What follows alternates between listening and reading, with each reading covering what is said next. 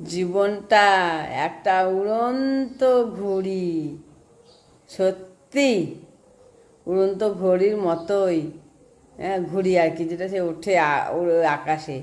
অন্যের হাতে নাটায় দিয়ে নিজের মতো করে উঠতে পারি। সুতো কেটে গেলেই আবার নাটাইয়ের দোষ খুঁজি। অন্যের হাতে ছিল বলেই দেখেই সুতো কেটেছে বুঝি। নিজের মতো করে আমরা নাটাই ছাড়াই উড়ি। উঠতে উঠতে হঠাৎ কোনো গাছে আটকেও পড়ি। সত্যি বোধহয় জীবনটা একটা সুতো কাটা ঘড়ি। অন্যের হাতে লাটাই দিয়ে নিজের মতো করে সত্যি উঠতে পারি। এই লাটাই ঘড়ির মধ্যেই মানে এটা আমাদের হয়। ভালোবাসা ভাঙলে থেকে যায় দাগ,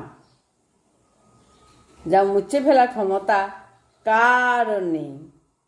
ভালোবাসা তখনই থাকে, কিন্তু সেই নির্মলতা আর ফিরে আসে না।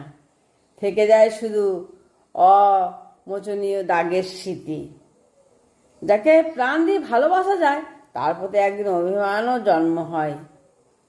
মন আর আগের মতো পবিত্র থাকে না।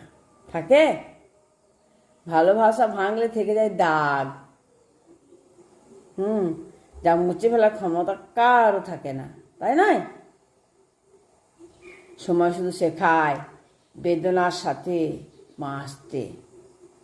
আমার মতো মুগ্ধতা একজনের কাছে হয়তো এক এক রকমের। আমার কাছে মুগ্ধতা হলো মানুষের ব্যবহার, কথার ধরন, ব্যক্তিত্ব ও দায়িত্বশীলতা।